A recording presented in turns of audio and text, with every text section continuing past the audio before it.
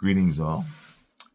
Reggie Middleton here, and today's topic of discussion is: can we really trust AI, especially AI chat prompts? Let's consider this a Reggie versus AI session.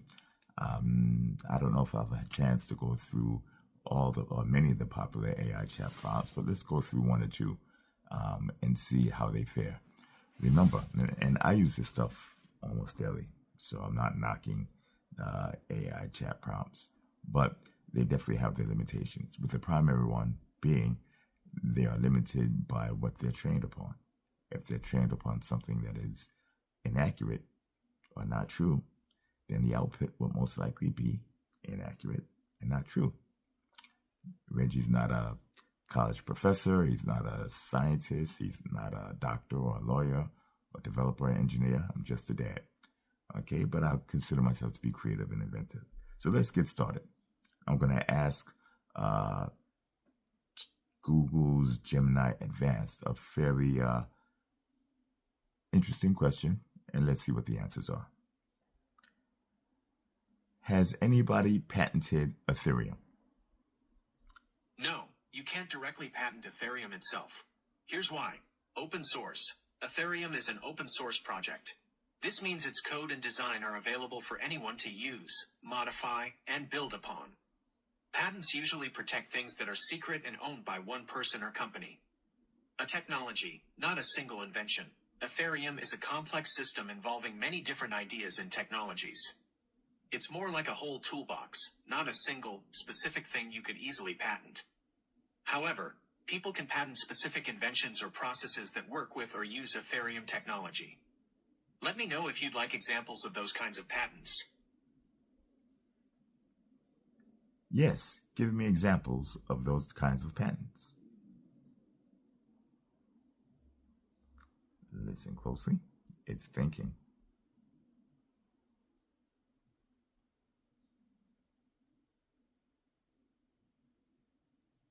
Absolutely. Here are a few examples of the types of patents related to Ethereum. Smart contracts. These are like tiny computer programs that run on the Ethereum blockchain. People could patent specific ways of creating smart contracts that are more efficient, secure, or have special features. Applications on Ethereum. Imagine building a game or a new way of buying and selling things on Ethereum. You might be able to patent the unique idea or how that application works. Tools for developers. Developers build on Ethereum all the time. A new tool that helps developers work faster or solve complex problems on Ethereum could be patentable. Security improvements. Keeping Ethereum safe is important. Inventions that make Ethereum transactions more secure or protected from attacks could be considered for a patent. Important to remember, getting a patent is complicated. The invention needs to be truly new, useful, and something that isn't obvious to someone skilled in the area. Let me know if you want to dive deeper into any of these examples. But what happens if someone were to patent the core functionalities of Ethereum? For instance, transaction fees paid to a validator, or the proof of stake system, as in staking or unstaking, or creating a new validator.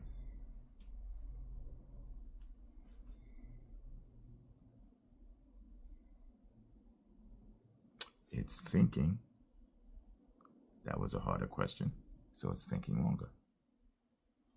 Let's hear what it has to say. Great question.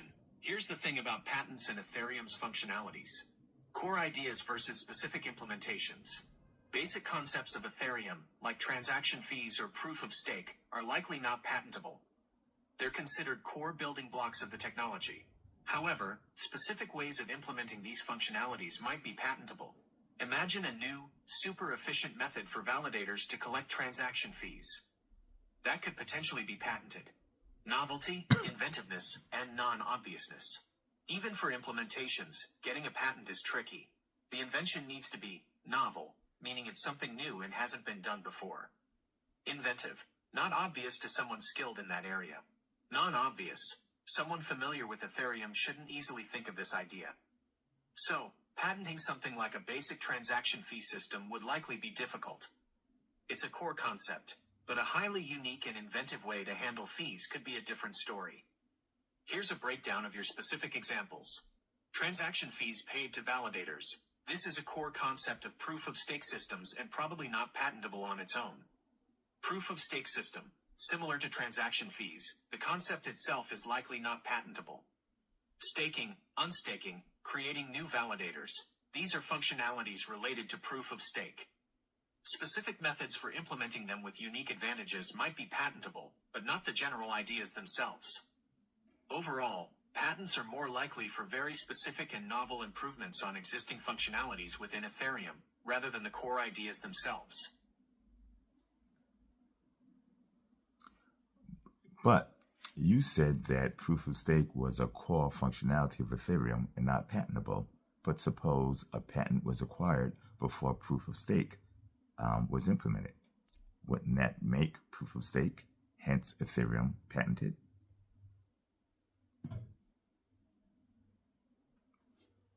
It's thinking those hard questions. This is Reggie versus Gemini AI.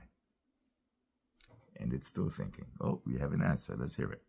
You're right. That's a tricky situation. Here's the deal. Timing matters. If someone held a patent on a truly groundbreaking way to implement proof of stake before Ethereum existed, it's possible they could complicate things for Ethereum. The patent's scope. The devil's in the details. Here's what would matter. Broad patent. Asterisk, a very broadly written patent on proof of stake in general could cause problems, whether Ethereum uses the exact same method or not.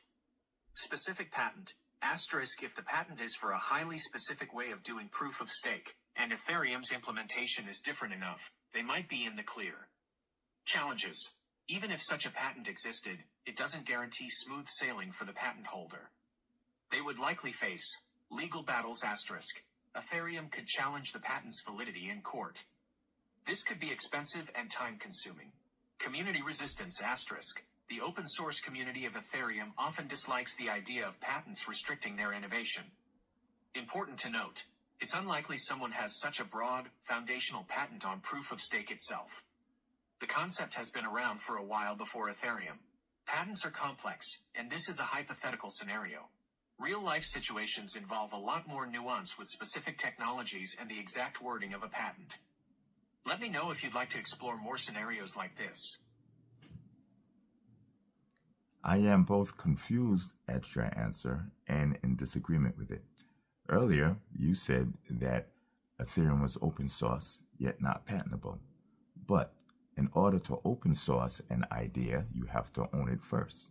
So, if a patent existed on something such as proof of stake or payment to validator nodes, and then software was written about it and that software was open sourced, would that not infringe the patent, or would it?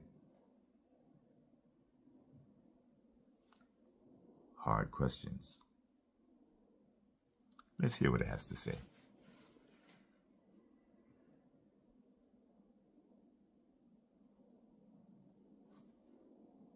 You raise a fantastic point.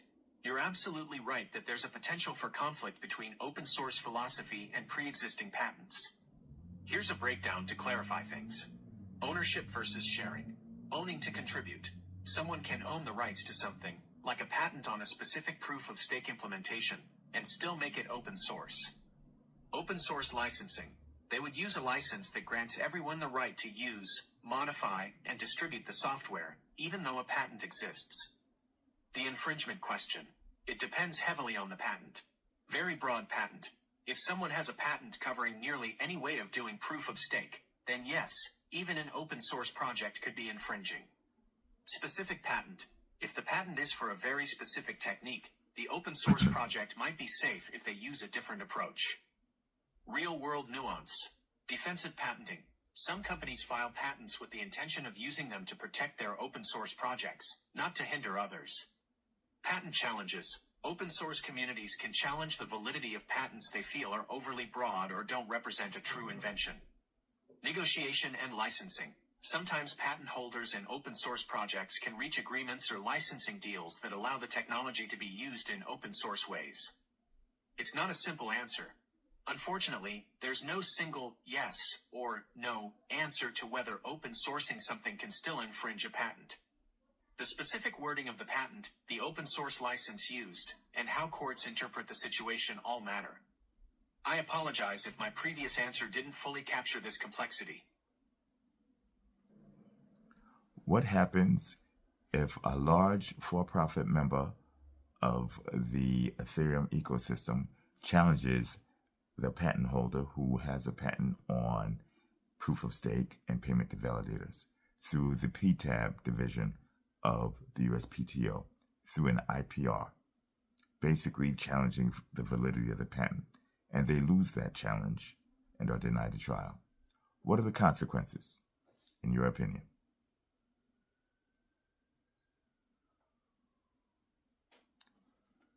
Now it's thinking very hard.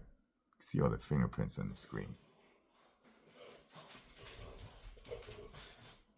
Even my dog doesn't like it. Let's hear what it has to say. If a large for-profit entity within the Ethereum ecosystem challenges a patent on proof of stake and validator payments through an IPR, inter partes review, at the USPTO and loses, the consequences could vary depending on the specifics of the patent and the actions of those involved. Here's a breakdown of some potential outcomes. For the challenging entity, setback, but not the end. Losing an IPR challenge doesn't necessarily mean the patent is valid forever. The entity could still choose to appeal the USPTO decision to a higher court. This can be expensive and time-consuming, but might be worth it for a valuable patent. Develop workarounds. They might be able to modify their technology to avoid infringing the patent while still achieving similar functionality.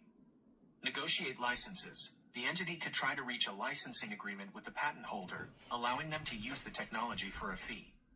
For the Ethereum ecosystem, innovation chill. Potentially, a broad patent win could discourage further development on proof of stake or validator payments within Ethereum.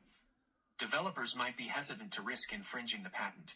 Community response. The Ethereum community is known for its resistance to centralized control. They might support continued challenges. The loss might spur further efforts to challenge the patent's validity in court.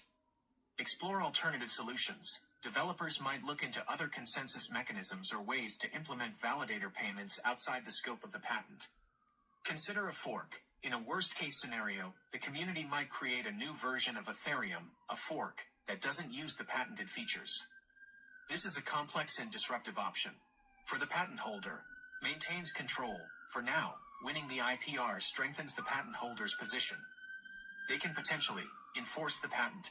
They could sue other entities infringing on the patent, potentially gaining licensing fees or halting their activities. Negotiate licensing deals. Companies building on Ethereum might need licenses to use the patented features. Important considerations. The scope of the patent. A narrowly written patent has less impact on the Ethereum ecosystem than a broad one. The patent holder's strategy. How aggressively they enforce the patent will influence the community's reaction. The strength of the challenge. Even a loss in IPR might reveal weaknesses in the patent, potentially leading to future legal challenges. Overall, the consequences depend on the specifics of the situation. While losing an IPR challenge is a setback for the challenger, it doesn't necessarily mean the end of the story. The Ethereum community's history of innovation suggests they'll likely find ways to adapt and move forward. What do you see would be the likely consequence and step forward if the patent covers proof of stake, staking and unstaking, validator nodes validating transactions through proof of stake, and transaction and gas fee payments to validator nodes, and bringing a validator node online, and bringing a validator node offline?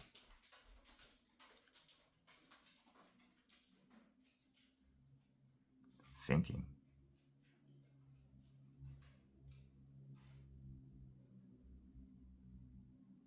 Here's my take on the likely consequences if a patent covered a very broad range of functionalities related to proof of stake, including staking, validator nodes, and transaction validation.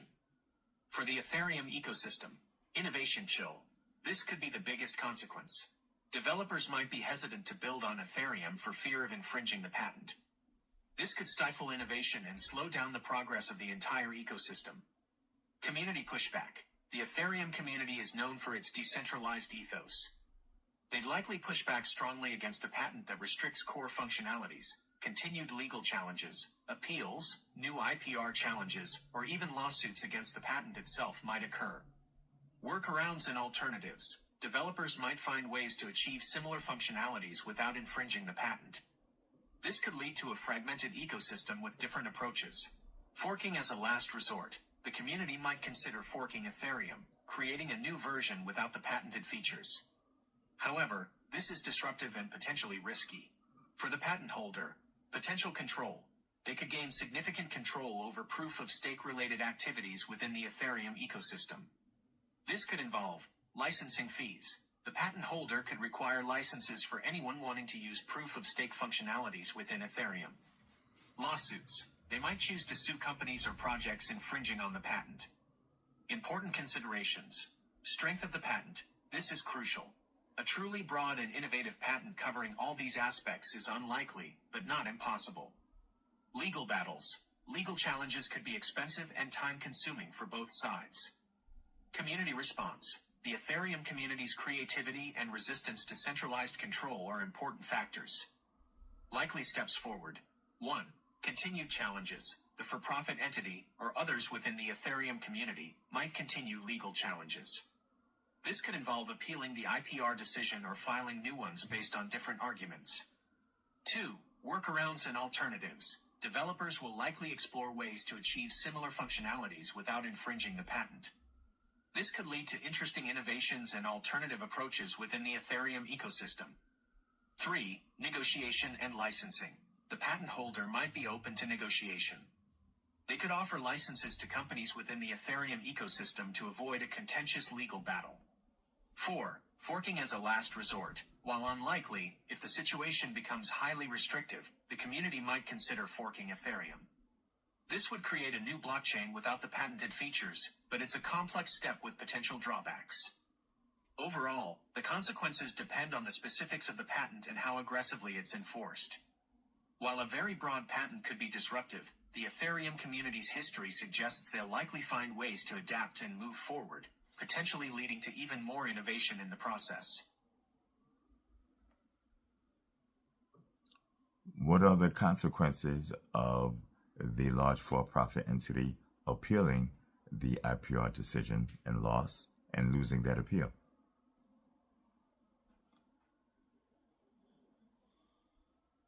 Thinking.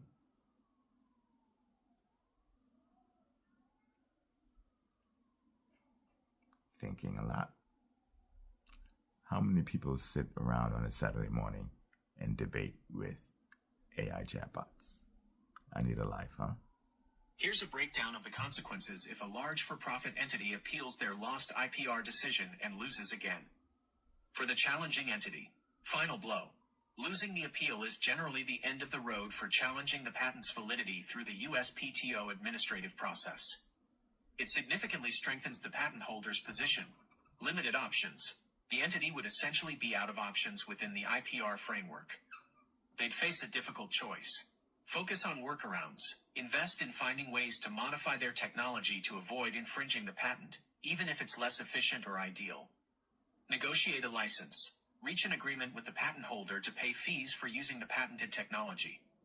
Abandon the challenged technology. If workarounds prove impossible and licensing too expensive, they might have to abandon that particular project or aspect of their Ethereum involvement. For the Ethereum ecosystem, strengthen patent. The patent holder's claim to the technology would be even more solidified, potentially leading to further efforts to enforce the patent, sue companies or projects infringing the patent.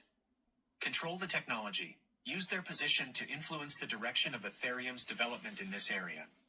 Continued uncertainty. Possibly, while the patent's validity is confirmed within the IPR framework, a determined challenger might still attempt to invalidate it through a conventional lawsuit, creating a longer period of uncertainty for the ecosystem.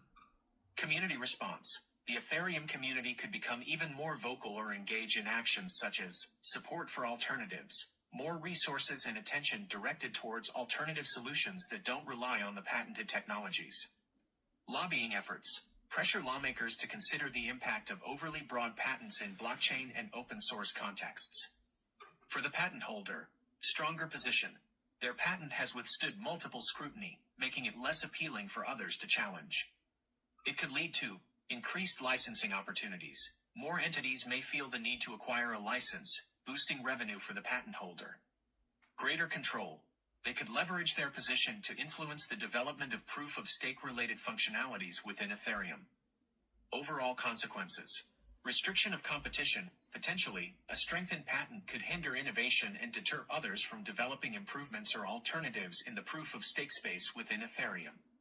Centralization concerns. The situation could fuel a sense of centralization if the patent holder's actions are overly controlling. Resilience of Ethereum.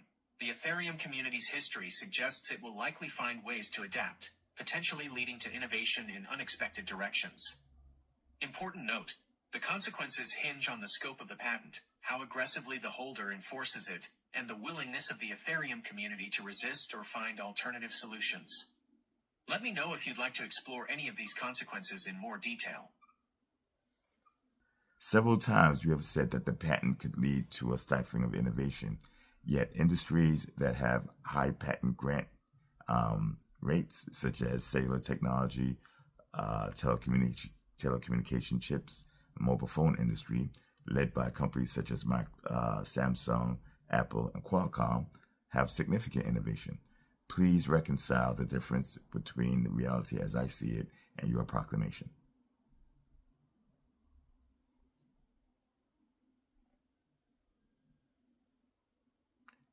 It didn't really get all of it, but let's see if it's close enough because I asked 3 times. Long question.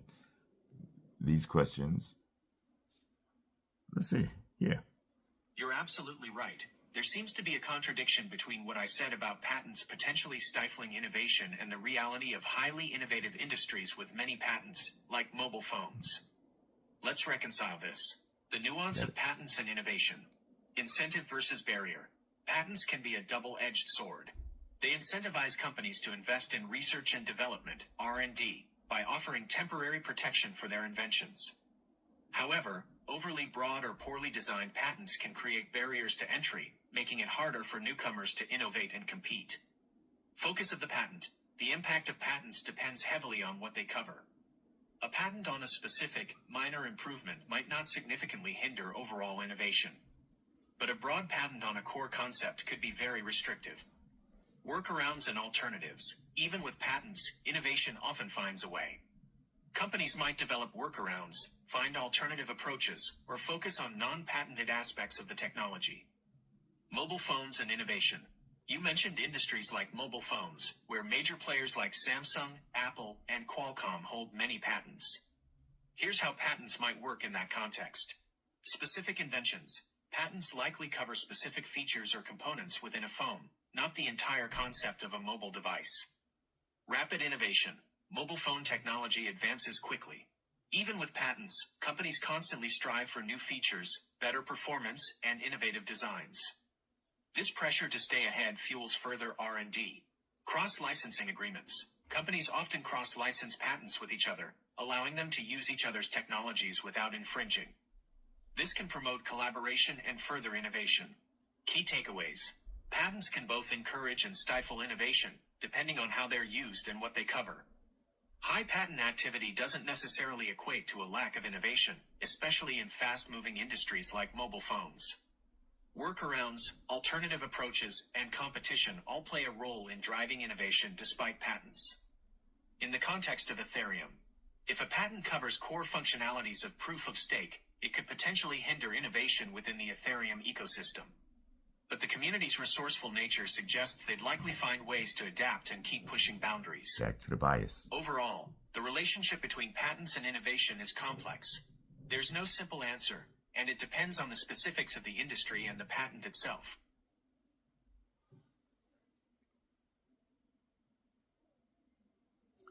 One of the solutions that you gave earlier in regards to proof of stake being patented was to work around and create technology that did not include the patented features. But if proof of stake, validation payments, validators coming online, staking and unstaking are all covered, that would mean that most proof-of-stake platforms and chains would be patented, such as Ethereum, Solana, etc. If that's the case, wouldn't it be much easier to simply license the patent than to attempt to create... Oh, it started answering a question before I finished. Let's hear what it has to say.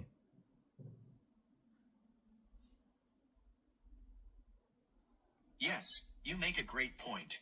If an incredibly broad and fundamental patent existed covering all the key aspects of proof of stake, staking, unstaking, validator functions, etc., it would create a huge problem not just for Ethereum, but potentially for any blockchain using proof of stake. Here's why. Limited workarounds. With such a broad patent, it would be difficult to find workarounds or alternative implementations that don't infringe. This could potentially force blockchains to either pay licensing fees to the patent holder, significantly increasing costs for anyone involved, face the risk of legal challenges that could disrupt their operations. Community resistance. Blockchain communities, especially those focused on decentralization like Ethereum and Solana, would likely resist such control over a foundational technology. Forking as a drastic option. In extreme cases, it could even force projects to fork their blockchains to remove the patented features. However, this is disruptive and splits the community. Important considerations. Unlikely scenario. A patent this broad and fundamental is unlikely to exist, especially given that proof of stake has been in development and discussed for a long time. Legal challenges. Blockchain communities would likely challenge the validity of such a patent in court, arguing it covers general concepts in existence prior to the patent. Real world. Patents are complex. Real-world situations involve a lot more nuance with specific technologies and legal arguments. A patent holder might claim a broad patent exists, but its true scope and validity wouldn't be fully clear until tested in court. Bottom line, while a hypothetical super broad patent on proof of stake would be devastating to many blockchains, the reality is far more likely to involve specific patents on unique implementations, leaving room for workarounds and legal challenges. Many times you mentioned that the Ethereum community can fork Ethereum or work around the patented invention, which would significantly delete functionality. And if they were to do so, and the patent holder licenses the patented invention to those who want to stay on the original Ethereum chain, you will have a superior chain, which would cause those who use that chain to leap ahead in capability and functionality. Do you agree? Give me your opinion.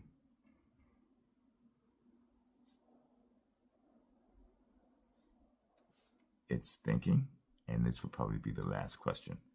This has been nearly a 40-minute conversation with a machine. But this time last year, we wouldn't be able to do this now, would we? Let's see what they have to say. You're right. There's a potential downside to workarounds in the context of a broad patent on core Ethereum functionalities. Here's a breakdown. The workaround dilemma. Loss of functionality. If a workaround significantly reduces functionality, users and developers might be hesitant to adopt it. They might prefer the original Ethereum experience even with a license fee. Innovation trade-off. While workarounds can be creative, they might not be as efficient or elegant as the original patented design. The patent advantage. Licensing power. If the patent holder licenses their invention to those wanting the full functionality on the original Ethereum chain, they'd be in a strong position. Superior chain. Potentially, the licensed chain could attract users by offering the full, uncompromised Ethereum experience. This could lead to a superior chain, at least in terms of those specific functionalities. However, the situation wouldn't be so clear-cut.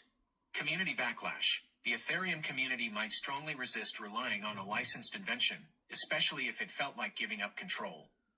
Alternative implementations. Developers might find alternative ways to achieve similar functionalities even without infringing on the patent. Forking as a last resort. The community could consider forking Ethereum, creating a new chain without the limitations of the workaround or the licensed invention. Overall, it's a complex scenario with no easy answer. It depends on the scope of the patent. A broad patent gives the holder more power. The quality of the workaround. A good workaround could mitigate some concerns. Community response. How the Ethereum community reacts would be crucial. My opinion. While a licensed, superior chain is a possibility, it wouldn't necessarily leap ahead permanently. The Ethereum community's creativity and resistance to centralized control could lead them to find alternative solutions and maintain a strong Ethereum ecosystem, even with some limitations. Additional considerations. Open source alternatives. Other blockchains using proof of stake but without the patent issues could attract users looking for a similar experience without the licensing restrictions. Legal challenges. The Ethereum community might continue to challenge the validity of the patent in court. The situation could lead to interesting competition and innovation within the blockchain space. It seems as if most of your answers are biased against patents in open source environments. Yet, many high growth, if not all high growth industries, have to pay the inventors of a particular invention a license fee if it's patented. Shouldn't Ethereum developers simply do the same? They pay Amazon, AWS fees for hosting. What's the difference?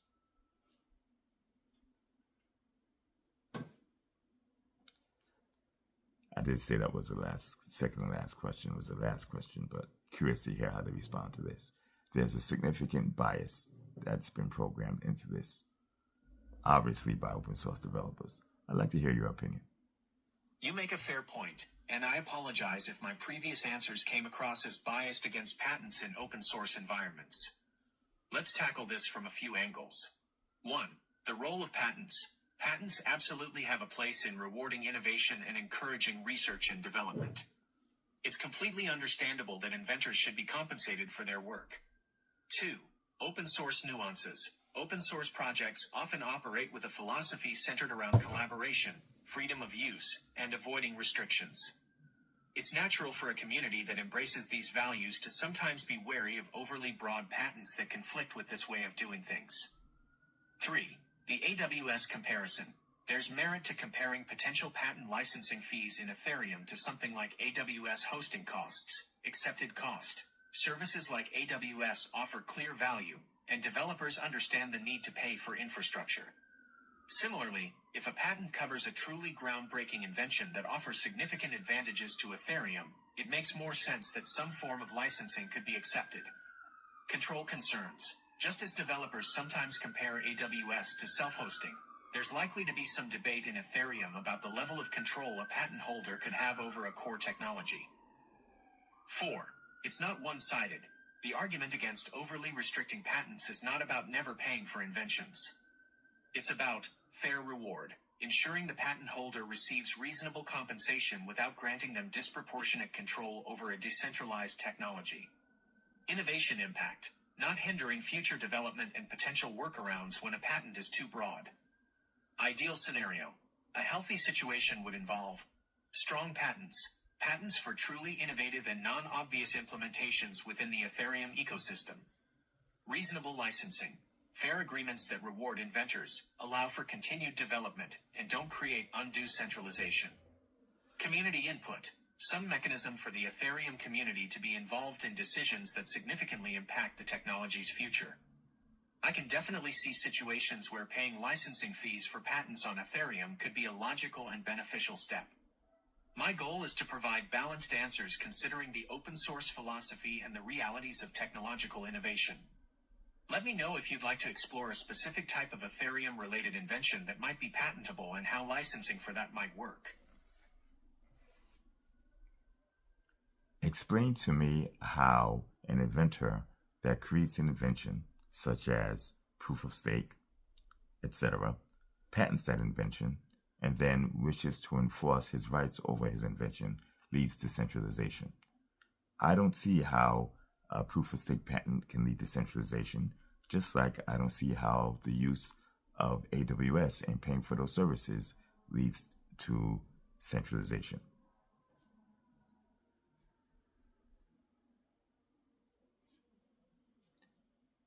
I keep asking you more questions. You let me know if you want to hear more questions. Okay? This is an unusual YouTube video. You're right. Oh. You're right. Patents themselves aren't inherently centralizing. Just like paying for AWS doesn't necessarily centralize your application, A well-defined patent on a specific invention within Ethereum wouldn't necessarily lead to a centralized system. The concern about centralization arises when a patent becomes too broad or the patent holder enforces it in a way that restricts innovation and control within a decentralized ecosystem like Ethereum. Back to the bias. Here's how that could happen. Scenario 1. Overly broad patent. Imagine a patent covering not just a specific way of implementing proof of stake, but the core concept itself, staking, validation, etc. This would give the patent holder significant control over a fundamental technology in Ethereum. Developers and projects building on Ethereum would potentially need a license to use proof-of-stake functionalities, potentially hindering innovation and competition. Scenario 2. Aggressive enforcement. Even a narrower patent could become centralizing if the holder charges unreasonably high licensing fees. Makes it difficult to obtain licenses. Sues projects for minor infringements, stifling innovation through fear of litigation. Key points to consider. Strength of the patent. A broad, fundamental patent has a greater centralizing potential. Enforcement strategy. How aggressively the patent holder enforces it plays a big role. Comparing Oz versus patents. Oz. You're paying for a service, cloud computing, that allows you to build decentralized applications. They mean AWS. You maintain control over your application's functionality. Patents. A broad patent could restrict how you implement functionalities within Ethereum itself, potentially limiting your control over a core technology.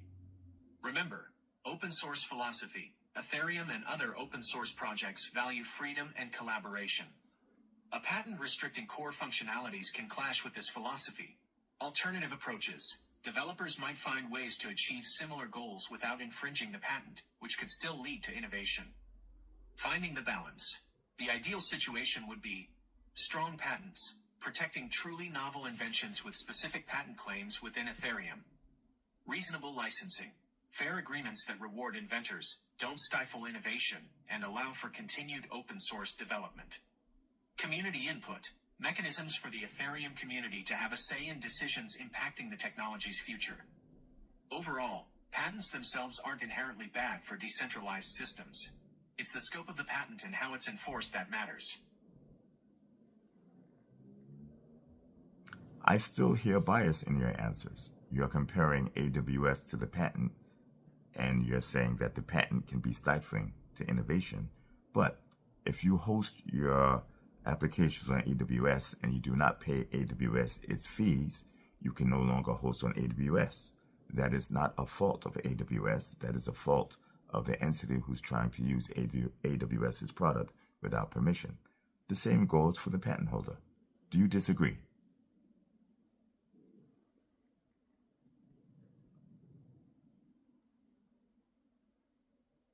I'm arguing with artificial intelligence, but notice the answers from this AI mirrors many of the answers from the open source community, at least those members of the community who are not being realistic. Those who are being realistic simply pay their AWS fee and go about their business. Same thing would happen with the patent holder if such a patent holder existed. Listen to Gemini Advance's reply, and we're going to end it after this. You bring up a great point. I apologize if the AWS comparison seemed biased. Let's break down your analogy and see where the similarities and differences exist. Similarities. Ownership and access. Just like you need to pay AWS to use its services, it makes sense that an inventor should be compensated for using a patented technology. Both involve owning something and charging for its use. Restricted usage. If you don't pay AWS, your application loses functionality.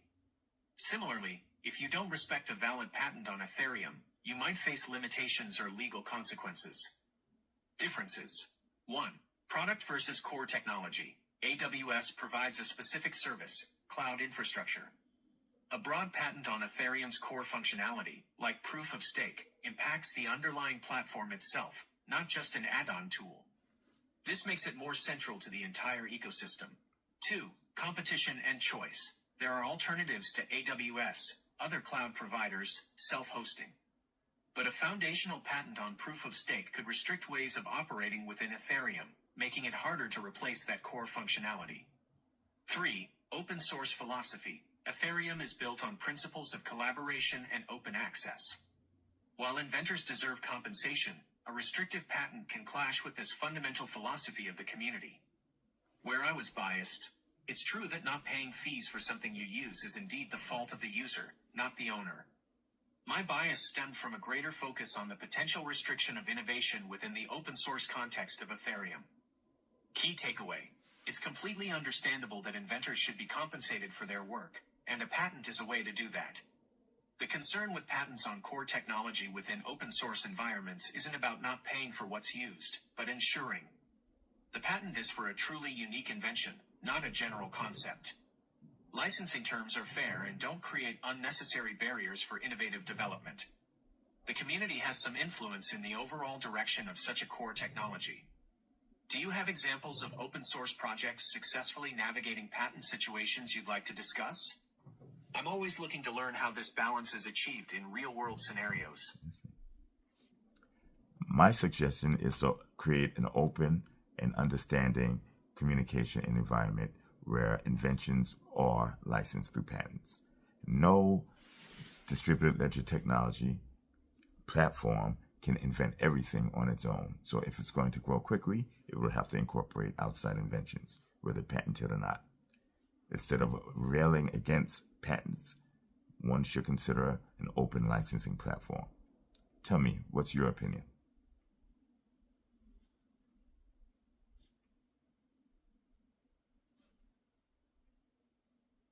It actually sought my input, most likely to help train. Interesting. If it wasn't so biased in the beginning. I completely agree with your suggestion. Open communication and a collaborative environment are key for open source projects like Ethereum to navigate the world of patents. Here's how your ideas align with what I understand. Open communication. Inventor community dialogue. Open communication channels can allow inventors to present their ideas and potentially reach licensing agreements with the Ethereum community. This benefits both parties and fosters innovation. Understanding needs. Inventor needs. Understanding what motivates inventors, including their desire for fair compensation, can help establish mutually beneficial agreements. Community needs. Recognizing the community's commitment to open access and collaboration is critical. Balancing these needs is key. Open licensing platforms. Standardized licensing. Platforms that offer fair and transparent licensing terms for patents in the blockchain space could be very helpful. Community input. Community involvement in reviewing licensing terms for proposed patents could ensure they align with the project's overall philosophy. Benefits of this approach. Faster growth. By incorporating valuable outside inventions through fair licensing, Ethereum can potentially grow faster and innovate more effectively. Reduced friction. Open communication reduces animosity and allows for mutually beneficial outcomes. Challenges to consider. Finding common ground. Negotiating licensing terms that satisfy both inventors and the community can be challenging. Defining fair licensing. Determining what constitutes a fair licensing fee for a patent within an open source context can be complex. Overall, your suggestions promote a more collaborative approach to patents in open source communities. This could lead to a win-win situation for inventors, open source projects like Ethereum, and ultimately, the entire blockchain ecosystem. Additional thoughts. Patent pools. Exploring the possibility of creating patent pools for blockchain-related inventions could be beneficial, allowing for cross-licensing and reducing patent conflicts. Focus on open source inventions. Encouraging open source invention within the blockchain space strengthens the community's independence and promotes collaboration. By embracing open communication, fair licensing practices, and exploring different models, open source projects can navigate the world of patents while staying true to their core values.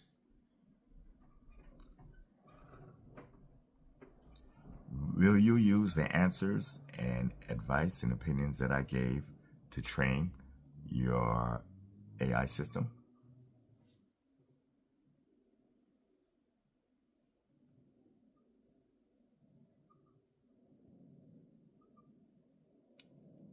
It's going to ask the boss for permission to give an accurate answer. I can't disclose the specifics of how my training data is used, but I can tell you that our training process involves a massive dataset of text and code. Your questions and the insights you provided are valuable and contribute to my ability to understand and respond to complex topics. Here's how your interaction might be used. Improving my responses. The way you phrased your questions, the points you raised, and the counter-arguments you presented will all help me to better understand patents, open source development, and the delicate balance between innovation and intellectual property. Understanding nuance. Your perspective on the potential drawbacks of patents in open source environments helps me to recognize the complexity of the issue and avoid overly simplistic responses. Generating more comprehensive answers. In the future, when responding to questions about patents and open source projects, I may be able to provide a more balanced and nuanced discussion, thanks in part to the insights you've shared. Overall, your interaction is a valuable addition to my training data and helps me to become a more informative and comprehensive language model. Thank you for your engagement. I appreciate you taking the time to share your knowledge and perspectives. Is the information that I upload or share proprietary to just my account, or will it be trained for others to have access to?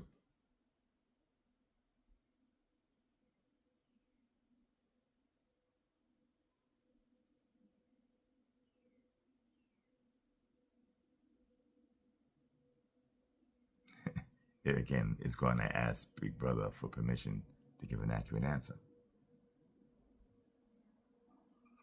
I want to be as transparent as possible about how your information may be used, but as with any large language model, it's complex and there are a few things to consider. I want to be as transparent as possible about how your information may be used, but as with any large language model, it's complex and there are a few things to consider. Privacy and anonymization. General principle. Your conversations and the data you upload are primarily used to improve my ability to generate text, translate languages, write different kinds of creative content, and answer your questions in an informative way. Our systems are designed to protect user privacy. Anonymization. Data used for training is generally anonymized, meaning personal identifiers are removed. The goal is to learn patterns in language, not associate responses with specific individuals. Potential for model training. Improving responses. It's possible your interactions could indirectly contribute to training and improving my responses for other users. However, this would be in the context of understanding language patterns and not directly sharing your specific information. Fine-tuning. In some cases, information provided by users may be used to fine-tune the model with the goal of improving its performance on specific tasks. If this occurs, it's typically done in a controlled environment with safeguards for privacy. The importance of context. Public forums. If you're sharing information in a public forum like Reddit, remember that information is inherently public. It's important to be mindful of what you share in these settings. Private conversations. Information you share privately with me is more likely to be protected and used primarily for improving my responses to you directly. More likely. Can you opt out? Unfortunately, with large language models, there's no simple opt-out button. However, you can minimize potentially sensitive information you share in your interactions. The bottom line. My creators are committed to responsible AI development and prioritizing user privacy. They aim to use data in a way that benefits users by improving the language model while respecting confidentiality. If you have further questions about privacy and data usage, I recommend looking into the specific privacy policy of the product or company you are interacting with. And in closing, who is Reggie Middleton?